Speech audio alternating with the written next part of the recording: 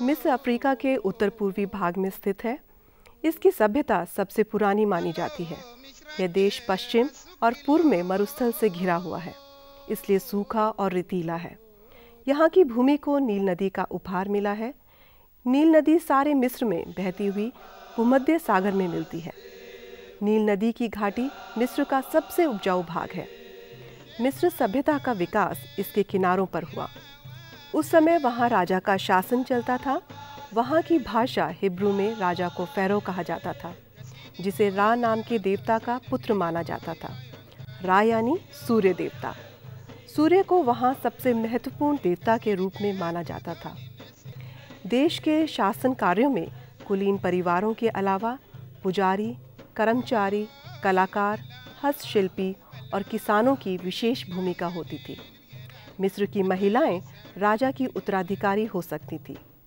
वहाँ के लोगों का विश्वास था कि मृत्यु के बाद भी मनुष्य में जीवन रहता है, इसलिए वे मृत शरीर को कुछ विशेष तरीकों से संरक्षित करते थे, जिसे मम्मी कहा जाता है। फिर इसे ताबूत में सजाकर पिरामिड्स में रखा जाता था। आज भी ये पिरामिड सैलानियों के आकर्षण का केंद्र है। ये पिरामिड कायरो के निकट गीज़ा में है। गीज़ा में स्फिंक्स मूर्ति कला का एक उत्तम उदाहरण है। स्फिंक्स एक पौराणिक जानवर है, जिसका सिर मनुष्य का और शेष भाग सिंह का है। सन 1920 के दशक में तूतनखानम मकबरे में कई वस्तुएं जैसे सिंहासन, गहने, संदूक आदि भी मिले, जो उन्होंने मृत व्यक्तियों के इस्तेमाल के लिए रखे थे। एक बहुत ही खूबसूरत कप मिला। कैरो में मिस्र की पुरानी चीज़ों का म्यूज़ियम बनाया गया। मिस्र वासियों ने मंदिर भी बनाए। कानार्क और अबू सिम्बल के मंदिरों में देवताओं, राजाओं और आम आदमी के रोज़मर्रा के जीवन को दर्शाते हुए विभिन्न दृश्यों की झांकियां हैं। यहाँ की लिपि चित्रों पर आधारित है, जिसे हायरोग्लाइफिक कहते हैं। ऐसा माना जाता है कि उस समय इस लिपि में लगभग 600 चिन्ह थे। युग बदला, फिर वहाँ पर्शियन, ग्रीक, रोम, अरब और तुर्क लोग आए।